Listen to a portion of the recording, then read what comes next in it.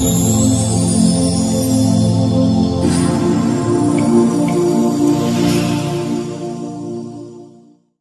दोस्तों, मैं अमित कुमार ढालिया आपके YouTube चैनल गुरुकुल दर्पण 60 पर आपका स्वागत करता हूं।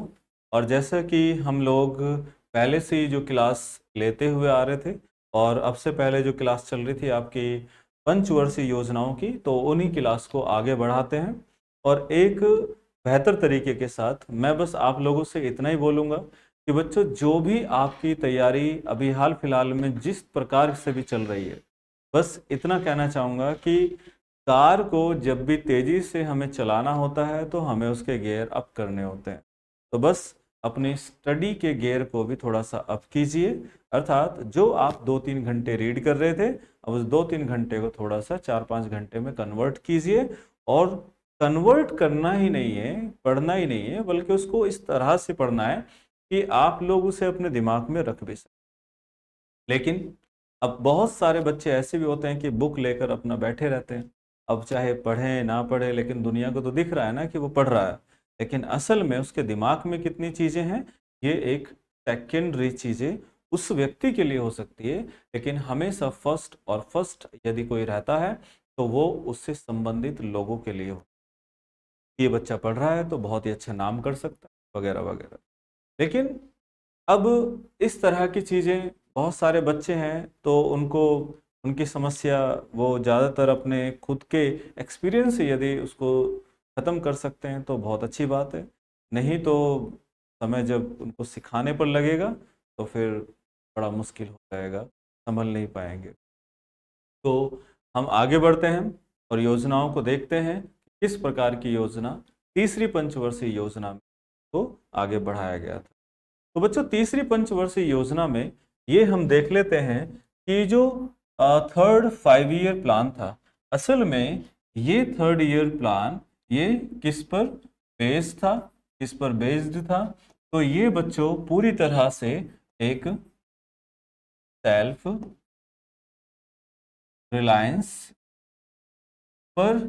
रिलायंस एंड इंडस्ट्रीज, ठीक है, अर्थात आत्मनिर्भर।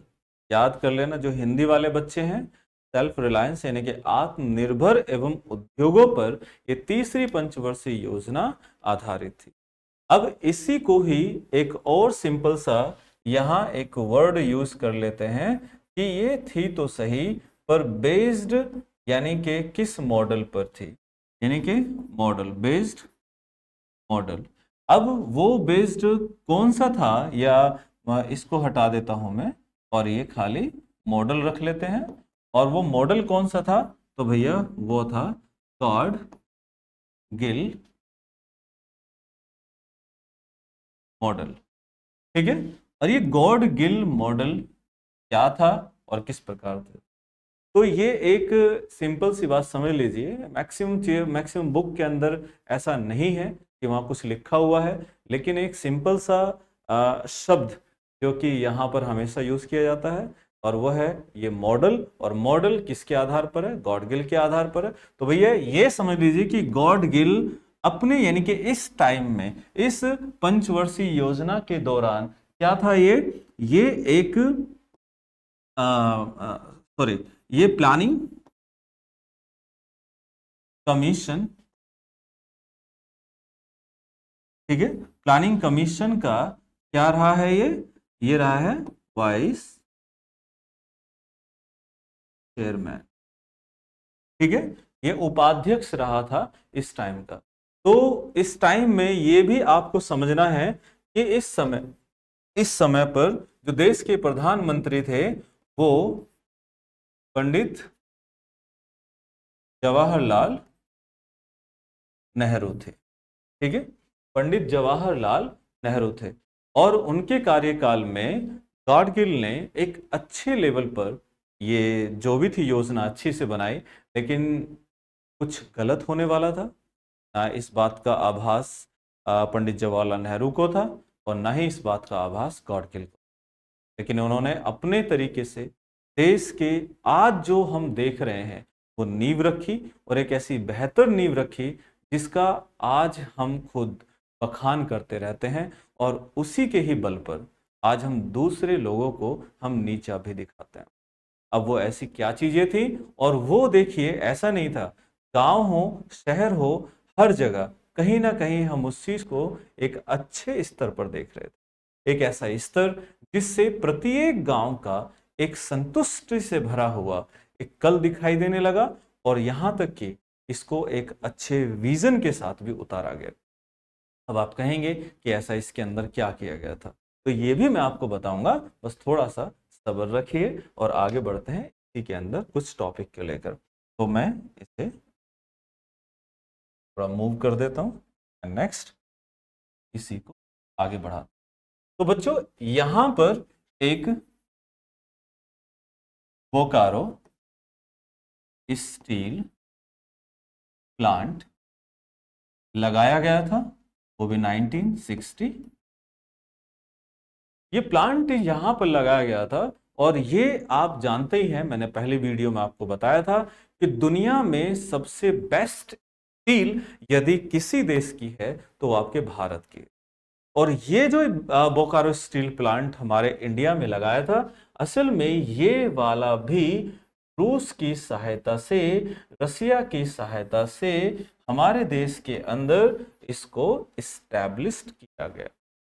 क्योंकि हमारे पास अभी भी धन की कमी पड़ रही थी, और धन की इस कदर से कमी पड़ रही थी कि हम खुद लोग भी आगे बढ़ने में पूरी तरह से असमर्थ हो रहे थे। अब यहाँ पर जो चीजें हैं वो एक ऐसे लेवल पर देखने के लिए हमें एक अच्छे चीजों में वृद्धि देखना, चीजों में आगे बढ़ते रहना, चीजों में और भी डेवलपमेंट देखना, ये हम चाहते तो थे, चाहते अभी भी हैं, लेकिन उसके लिए प्लान की बहुत जरूरत, और प्लान हमारे इस योजना में फेल हो रहे थे। क्यों फेल हो रहे थे तो देख लीजिए एक बार, कि इस योजना के अंदर एक तो हमारे देश के साथ, इंडिया के साथ चाइना का वॉर हुआ, ठीक है, और ये हुआ 1962 में। उसके बाद जो दूसरा वॉर हुआ वो हुआ हमारे देश के अंदर, इंडिया पाकिस्तान वॉर 1965, ठीक। और एक हमारे देश के अंदर जो मॉनसून को लेकर बहुत ही बड़े लेवल पर देश में ड्रॉट यानी कि सूखा पड़ा, और ये सूखा 1966 से लेकर 1967 तक चलता रहा। अब ऐसे चीजों में हम लोग उलझ गए कि निकलना बहुत भारी हो रहा था। ऐसी स्थिति को देखते हुए भारत सरकार ने बहुत जोर लगाए, लेकिन हम इस चीज से बाहर नहीं आ। क्यों नहीं आ पाए? क्योंकि हम यहाँ पर कहीं ना कहीं कमजोर थे। लेकिन इस योजना के अंदर हमें एक चीज का तो आभास हो गया, कि वो आभास क्या था, कि आखिर हम जो वीक हैं वो वीक किस क्षेत्र में है।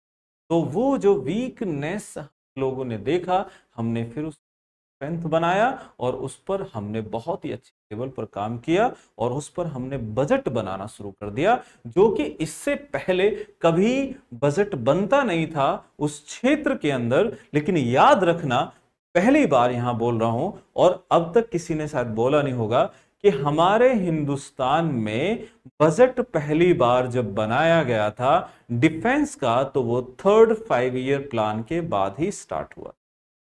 यानी कि हम ये कह सकते हैं कि बजट में हमने डिफेंस को रखना प्रारंभ कर दिया। तो हमने अपने देश के अंदर यहां पर डिफेंस को देखा कि डिफेंस हमारा बड़ा कमजोर रहा है, और जिसके कारण हम यहां पर मात भी खाई है। और इसी वजह से हमारा जो एक क्षेत्र है, और वो क्षेत्र यहां पर इसे देख सकते हैं कि ये वाला क्षेत्र पाकिस्तान ने, और ये वाला क्षेत्र किसने ले लिया? चाइना ने ले लिया, ठीक है। इसी वजह से आज भी ये पूरी तरह से हमारे पास ये है भी नहीं। बड़े दुख की बात, बहुत से लोग कह सकते हैं कि इनको जानकारी नहीं होती है, अब जिसको जैसा चश्मा चढ़ाते हैं वो वैसा चश्मा पहन लेते हैं। इस बारे में बिल्कुल भी सोचने पर एक प्रेशर नहीं देते हैं दिमाग को कि आखिर यार ये ऐसा बोल रहा है, ऐसे उसके सामने क्या परिस्थिति रही होगी। ये वही वाली बात है कि किसी से ये पूछना कि भाई तू पिट क्यों गया था, और उसे ये नहीं पता कि तू पिट गया, लेकिन ये नहीं पता कि भाई कितने सारों ने पीटा, उस समय पर निहत्था होगा, कैसा होगा, जिसके कारण वो हो सकता है। उम्मीद नहीं करते थे कि यार तू इस तरह से मतलब मार खा सकता है, तो भाई उसने खाई। अब उससे पूछो कि ऐसा क्या हो गया था।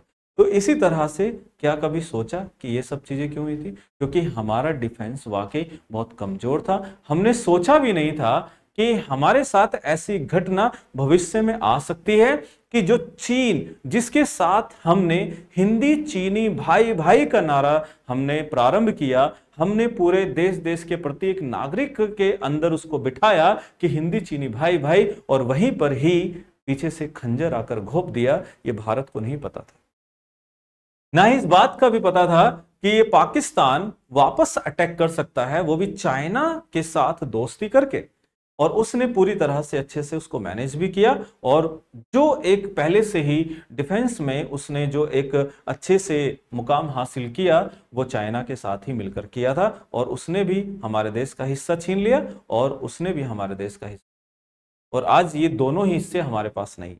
वो बात अलग है कि अमित शाह संसद में बैठकर भले से लोगों को ये बात कहकर डरा देते हो कि जब भी मैं भारत की बात कर रहा हूं तो अक्साई चीन भी उसमें आता है, और जब भी मैं भारत की बात कर रहा हूं तो सियाचीन भी उसमें आता है, जबकि सच्चाई यह है कि उसमें कुछ नहीं आता है। अंतरराष्ट्रीय स्तर पर ये दोनों हिस्से हमारे भारत से कटे हुए हैं, लेकिन भारत के अंदर किसी भी पॉलिटिकल व्यू को देखते हुए ये लोग इसको छिपाते हैं, लेकिन इंडियन मैप में इसको दिखाते हैं।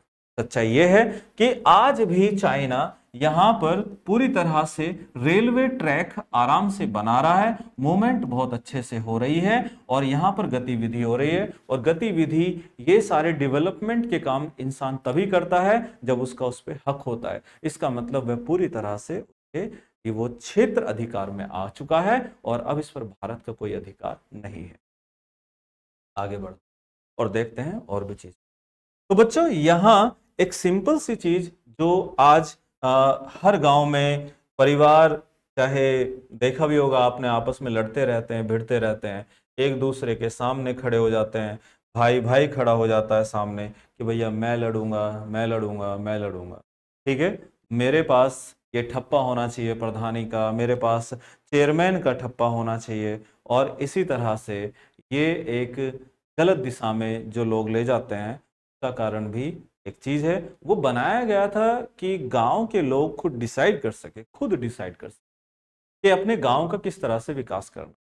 लेकिन गांव के लोगों ने ही आज तक अपने गांव का विकास नहीं हुआ। अब वो क्यों नहीं होने दिया, इसके बारे में भी खैर थोड़ा सा विस्तृत चर्चा है ये। इसके ऊपर कभी आपको किसी वीडियो बनाकर आपको पेश करूंगा। फिलहाल के लिए इसी के बारे में थोड़ा सा देख लेते हैं। बच्चों, यहां पर ही क्या किया गया था कि एक सिंपल सा, जो देश के अंदर पंचायत इलेक्शन स्टार्टेड किया गया।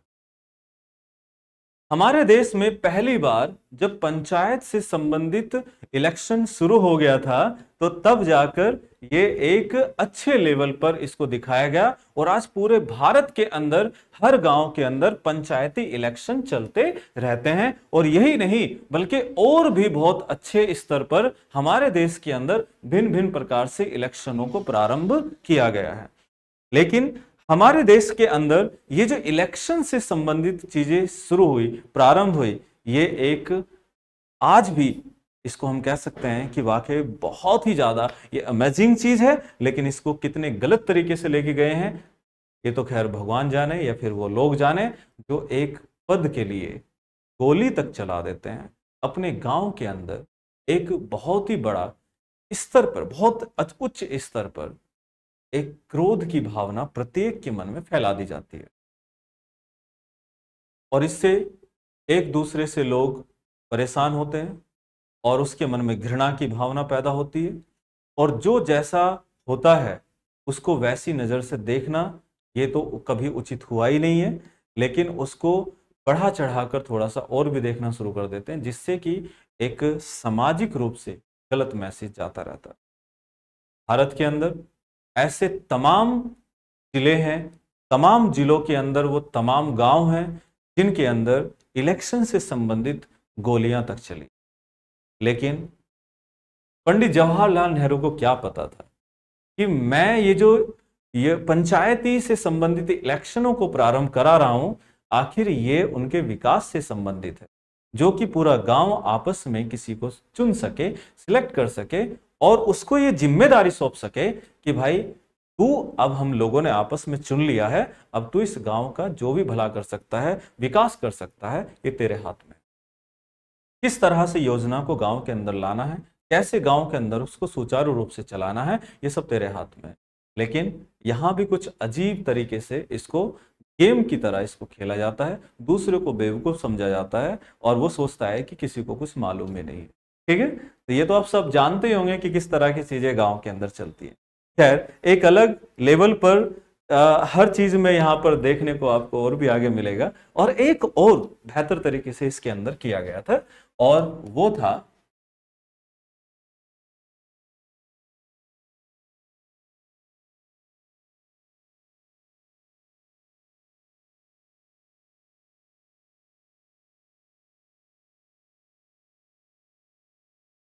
Electricity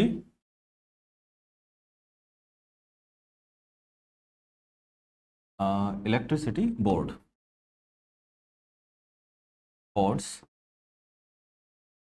in every state. ठीक है, electricity board in every state, साथ प्रत्येक राज्यों में बिजली विभाग बनाए गए। और प्रत्येक राज्यों में बिजली विभाग बनाने का एक ही मतलब था कि भैया अब राज्य, यानी कि हमारे देश के अंदर दोहरी, जैसे कह सकते हैं कि नागरिकता तो खैर एक ही है, लेकिन दोहरी यहाँ पर एक पार्टियां होती हैं, या फिर दोहरी सरकार जिसको हम बोलते हैं, डुअल गवर्नमेंट हमारे देश के अंदर ये चलती है। और एक तो होता है सेंटर और दूसरा होता है स्टेट। सेंटर और स्टेट एक ऐसे हैं जो कि हमारे देश में बहुत ही अच्छे स्तर पर इसको देखा जाता है। केंद्र सरकार अपने स्तर पर इलेक्ट्रिसिटी प्रोवाइड कराती है और राज्य सरकार अपने स्तर से इलेक्ट्रिसिटी प्रोवाइड कराती है। लेकिन हमारे देश में अब भारत सरकार, वर्तमान सरकार ने इन सभी चीजों को किसके हाथ में सौंप दिया है या सौंपती हुई जा रही है, तो वो है प्राइवेट कंपनी, प्राइवेट सेक्टर के हाथों में इसको दिया जा रहा है। इसके नुकसान बहुत सारे हैं, क्योंकि नुकसान ये है कि जो प्राइवेट सेक्टर है इसके पास अपनी खुद की तो कोई बिजली है नहीं, तो जाहिर सी बात है सरकार से खरीदेगा। तो पहले तो सरकार से इसने जो बिजली खरीदी है, तो भैया अपना प्रॉफिट ये पहले लेगा। सरकार बेच रहा है तो सरकार को भी प्रॉफिट चाहिए, और जब ये खुद उस पर प्रॉफिट लेगा तो सरकार वापस इस पर टैक्स लगाएगी, और वापस टैक्स लगा के फिर से जो टैक्स की वसूली है वो आपसे कस्टमर का, यानी कि कस्टमर से उस पर वसूल किया जाएगा। इसलिए इलेक्ट्रिसिटी बिल ये बहुत ही ज्यादा हाई लेवल पर धीरे धीरे होता जा रहा है, बढ़ता जा रहा है, और इसका सीधा जो भार है वो एक भार पड़ जाता है भाई कॉमर्शियल वालों पर, जो कि एक व्यापार से कार्य करता है। जो कोई कमाता है उसी पर ही नो डाउट कि हमारे देश के अंदर सबसे ज्यादा प्रेशर भी उस पर डाला जाता है। लेकिन हमारे हिंदुस्तान के अंदर ये थोड़ा सा बहुत गलत है, ये कंपनी का भी गलत है, ये भारत सरकार का भी गलत है, और ये परिवार से भी संबंधित गलत है। यदि वो कमा रहा है तो कोशिश ये की जाए कि उसका कितना बचना चाहिए, जिससे कि वो सेविंग्स कर सके। और सेविंग इन द सेंस कि खुद भारत सरकार, जो कि अब प्रत्येक लोगों की जेब से पैसा खींच रही है, उसको ये रियायत देनी चाहिए। मैं मिस्टर केजरीवाल से बहुत यहाँ पर एक सहमत हूँ, और वो सहमति इस वजह से है कि कम से कम 200 यूनिट ही सही, लेकिन उसके बाद चार्जेस लगा रहा है, लेकिन 200 यूनिट वो दे भी तो रहा है और वो भी फ्री में दे रहा है। उसमें कुछ ऐसे भी फैमिली हैं जो गरीब फैमिली है, उनका 200 यूनिट होता भी नहीं, उनकी झुग्गी झोपड़ी हैं और आराम से वो बल्ब जला सकते हैं। बल्ब यानी कि कोई भी एलईडी बल्ब जला सकते हैं, उनके घरों के अंदर मोबाइल फोन होगा, चार्ज कर सकते हैं, या कभी कभी कुछ भी कुछ अलग से चीजें कर ले तो कर ले। उनके घर के अंदर यदि किसी बच्चे को पढ़ाई करनी है तो उससे वो उसको इस्तेमाल कर सकते हैं, और वो भी फ्री ऑफ कॉस्ट। लेकिन सोचिए जिनके घरों के अंदर खुद छतें चूती हैं या कुछ भी हो जाता है, वो टपकती रहती हैं, उनके पास धन नहीं होता तो पढ़ाने के लिए कैसा हो। और हमारे देश के अंदर तो एक ट्रेंड हो चुका है एजुकेशनल, जिसकी मैं भी बात कर रहा हूं, और यहीं पर उसको प्रारंभ किया गया था, जो जिसको आज बोल रहे हैं प्राथमिक विद्यालय। ये प्राथमिक विद्यालय इसी पंचवर्षीय योजना में चलाए गए थे। लेकिन हमारे हिंदुस्तान के अंदर आज इन्हीं प्राथमिक विद्यालयों के गले घुटते जा रहे हैं, दबाए जा रहे हैं, और ये आगे नहीं बढ़ पा रहे हैं। लेकिन इसके अंदर खर्चा इतने बड़े स्तर पर हो रहा है, लेकिन इसका आउटपुट सबसे गंदा निकल रहा है, क्योंकि बच्चे इसमें नहीं है। बच्चे क्यों नहीं है? क्योंकि सबसे गंदा स्तर यदि किसी का है तो इन प्राइमरी स्कूल का है। लेकिन सच्चाई यह भी है कि इन्हीं प्राइमरी स्कूल से पढ़कर लोग आईएएस ऑफिसर तक भी बने। लोगों पर बहुत बहुत मेहरबानियां इस प्राइमरी पाठशाला ने किया है, और फ्री ऑफ कॉस्ट लेके कक्षा 1 से कक्षा 8 तक फ्री है। आपका यूनिफॉर्म फ्री है, खाना फ्री है, स्टेशनरी फ्री है, बुक्स फ्री है, आपके फी कुछ नहीं देना है। उसके बावजूद भी यहाँ गरीब बच्चों तक के बच्चे नहीं आते, वो भी भरोसा नहीं रखते हैं। वो सोचते हैं कि प्राइवेट स्कूल में, क्योंकि बच्चा उनका बच्चा है, भविष्य है उनका, तो भविष्य तो उन्हें सुधारना ही है भाई। लेकिन सरकार को क्या फर्क पड़ता है कि जेब भरनी चाहिए, पार्टी चलनी चाहिए, पार्टी के अंदर फंड अच्छा आना चाहिए, इस पर फोकस करना है। दूसरा, प्रत्येक नेता को अपना फंड बनाना है, और कितनी प्रॉपर्टी कर सकता है, एक दूसरे के साथ कनेक्टेड होते हैं कि भाई मेरे पास इतना है, तेरे पास कितना है, तो इतना और भी करना है, लेकिन दूसरों को भी करना है जो उससे जुड़े हुए लोग। तो ये सारी चीजें इंडिया में चलती रहती है। डेवलप से संबंधित कोई मैटर नहीं। डेवलप से संबंधित केवल इतना है कि पूरे साल कुछ नहीं करेंगे, और अंत के 4 चौथे साल में जो 5वीं साल लगेगा उसमें काम करना शुरू कर देंगे, और दुनिया की नजरों में ये कोशिश करेंगे कि I am the best leader. और एक इस तरह की भावना रखवाने वाला कोई रखता नहीं है, पर वो रखवाता है।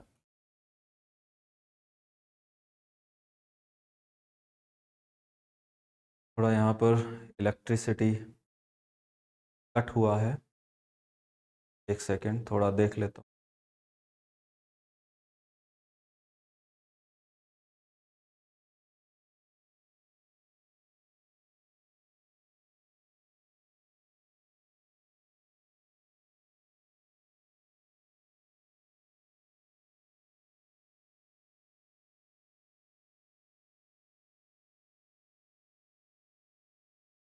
चलिए ठीक है, अब ये स्क्रीन बंद हो गई है, इधर देख रहा हूँ तो यहाँ पर मेरी निगाह रही। तो बच्चों, ये जो चीज़ें यहाँ पर आप देख रहे हैं, वाकई नो डाउट कि बहुत ही अच्छे स्तर पर हमारे जो अब इस दुनिया में नहीं है प्रधानमंत्री पंडित जवाहरलाल नेहरू, उन्होंने वाकई बहुत ही अच्छे इस देश में काम किए हैं। और उसके बाद जो आपका एक वर्क यानी कि जो स्टैंडिंग आउटस्टैंडिंग काम किया था, वो था प्राइमरी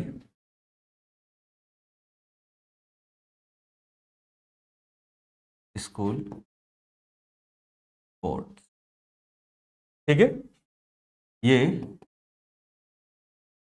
इस्टेब्लिश किए गए इसी योजना के द्वारा। ठीक है, और आज प्रत्येक गांव के अंदर आपको कोई ना कोई प्राइमरी स्कूल आपको दिख जाता है, केवल इसी की वजह से। ठीक है, तो हम नेक्स्ट इसमें आगे और भी देखेंगे। तो नेक्स्ट क्लास नेक्स्ट टॉपिक है आपका अच्छा, ये एक छोटी सी सिंपल बात बता दूं कि जो नेक्स्ट पॉइंट है वो है आपका पॉली से प्लान। ठीक है, तो दोस्तों आगे बढ़ते हैं और ये टॉपिक स्टार्ट करते हैं।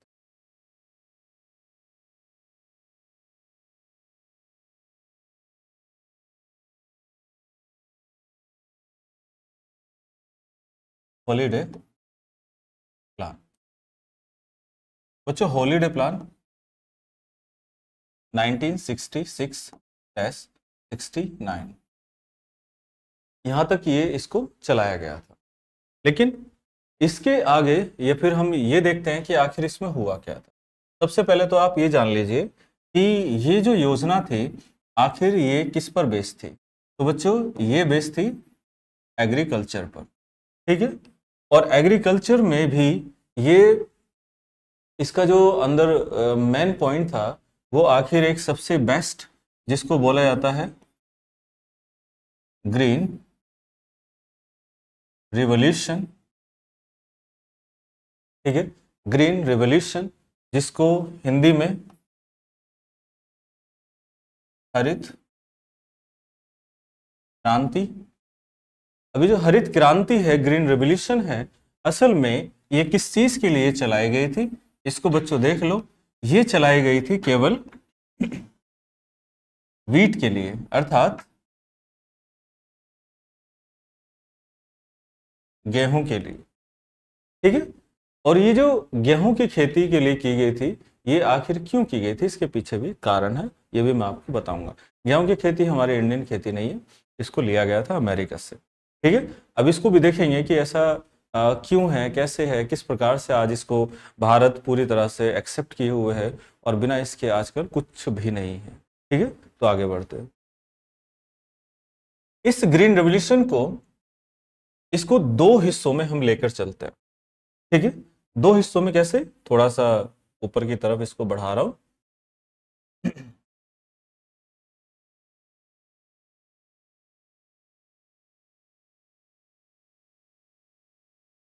इसको दो हिस्सों में लेकर चल रहा हूं।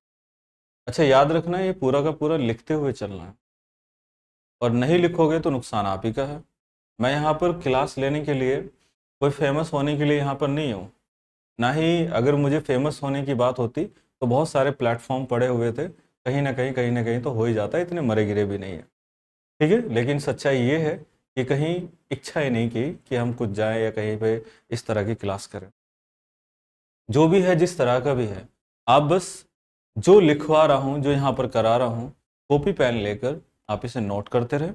यही आपके नोट्स आपके क्लास में और आपके किसी भी एग्जाम में हमेशा रिलेवेंट होंगे, और कभी भी आपको ज़रूरत नहीं पड़ेगी किसी दूसरे नोट्स को पढ़ने की। तो इसलिए जो आपको लिखवा रहा हूँ एग्जाम में इससे बाहर बिल्कुल नहीं जाए। ठीक है, तो आगे आते हैं। देखिए, दुनिया में फर्स्ट ग्रीन रिवॉल्यूशन और इंडिया में फर्स्ट ग्रीन रिवॉल्यूशन जो स्टार्ट किया गया था वो अमेरिका में पहली बार किया गया, और इंडिया में फर्स्ट ग्रीन रिवॉल्यूशन स्टार्ट किया गया। कब कब किया गया इसको भी एक बार देख लेते हैं। अब ये 1960 में पहली बार अमेरिका में किया गया और इंडिया में 1966 में किया गया। ठीक है, उसके बाद 1960 में जो किया गया था वो डॉक्टर नॉर्मन बारलॉग के द्वारा इसको स्टार्ट किया गया था। डॉक्टर नॉर्मन बारलॉग असल में एक एग्रोनोमिस्ट हैं। एग्रोनोमिस्ट इनको कहा जाता है, जिस तरह से इकोनॉमिस्ट वगैरह होते हैं, और ये एक agriculture scientist, American agriculture scientist. और इन्होंने एग्रीकल्चर साइंटिस्ट में एक इतनी बड़ी क्रांति को इन्होंने किया कि आज अमेरिका भी खुशहाल है और भारत भी खुशहाल है। कभी भूखमरी की कोई कंडीशन आई नहीं है, बल्कि हमारे इंडिया के अंदर एक इस स्तर पर इसको आगे बढ़ाया गया है कि सभी की पेट पूजा भी जो होनी होती है, भारत सरकार भी उसे बहुत ही अच्छे लेवल पर आकर उसे पूरा कर लेता है, just because of wheat with farmers. क्योंकि विदाउट फार्मर्स भी तो ये चीजें नहीं हो सकती। लेकिन उसके बावजूद भी फार्मर्स को हमेशा कुछ नहीं समझा जाता है। जब मन करे कोई मर रहे मरते रहो, जैसे कि हुआ था। उसके बाद नेक्स्ट इसमें देख लेते हैं कि यहां पर आखिर किसने किया था। तो यहां पर किया था डॉक्टर स्वामी नाथन ने, ठीक है।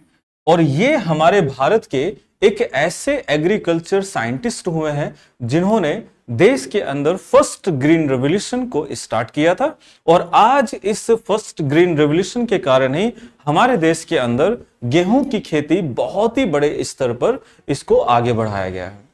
और यही नहीं बल्कि हमारे हिंदुस्तान के अंदर ये ग्रीन रेवोल्यूशन सबसे ज्यादा प्रभावी जो आज देखी जा रही है, ये आपका हरियाणा हो गया, पंजाब हो गया, उत्तर प्रदेश हो गया।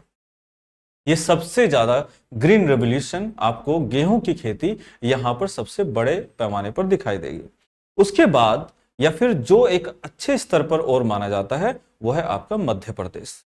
मध्य प्रदेश का तो गेहूं भी बहुत फेमस है, ठीक है। तो इसी तरह से हर जगह की हर चीज अलग अलग रूप में फेमस देखी जाती है, मानी जाती है। तो ये हॉलीडे प्लान क्यों चलाया था, अब इसके बारे में थोड़ा सा समझ लेते हैं कि क्या जरूरत पड़ गई थी।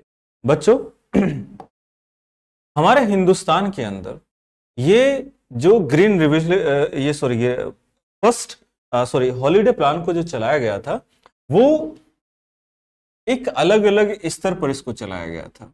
इसको आप पार्ट में डिवाइड कर सकते हो, part first, part second and part third. 1966 से 1967, उसके बाद 1967 से 1968 और फिर एक साल इसको बढ़ाया गया 1968 से 1969।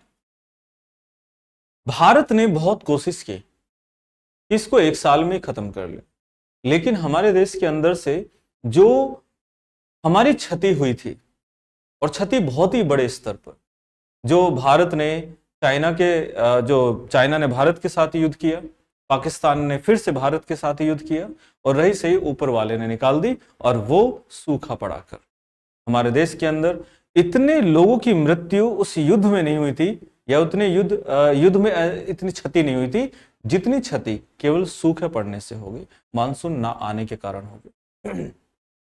इसी तरह से देश में ये एक अलग स्तर पर है। हमारे यहां पर ये वाला पॉइंट एक ऐसा था कि जब इसमें ग्रीन रेवोल्यूशन को प्रारंभ किया गया, लेकिन एक साल के अंदर ये आगे नहीं बढ़ पा रहा था। उसके बाद फिर से वहीं से ही स्टार्ट कर दिया गया कि चलो इसमें तो हो सकता है कि हम टारगेट को अचीव कर ले, लेकिन यहां पर भी नहीं हो पाया था। तब जाकर यहां पर टारगेट अचीव हो पाया, और उसके बाद हमने फिर से 5 ईयर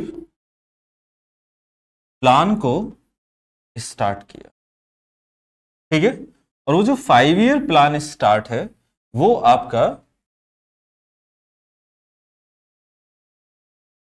4th 5 ईयर प्लान है।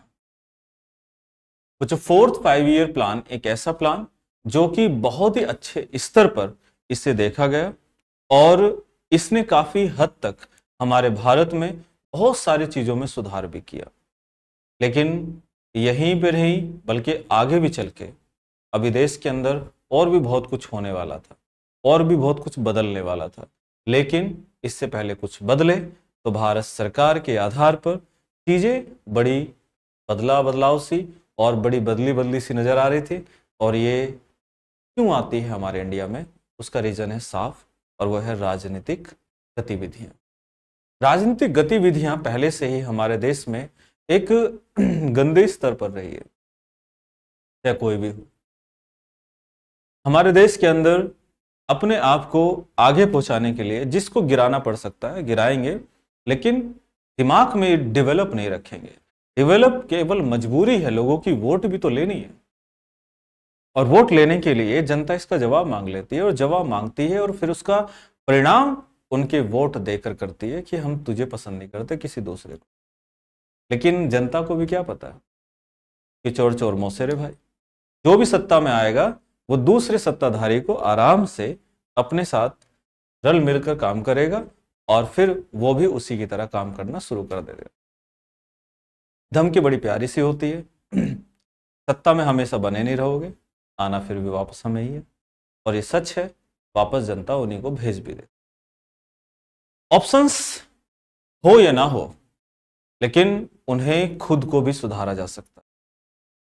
लेकिन हम यहां पर इस बारे में बात इस वजह से कर रहे हैं क्योंकि योजनाओं को चलाना ये जरूरी नहीं है।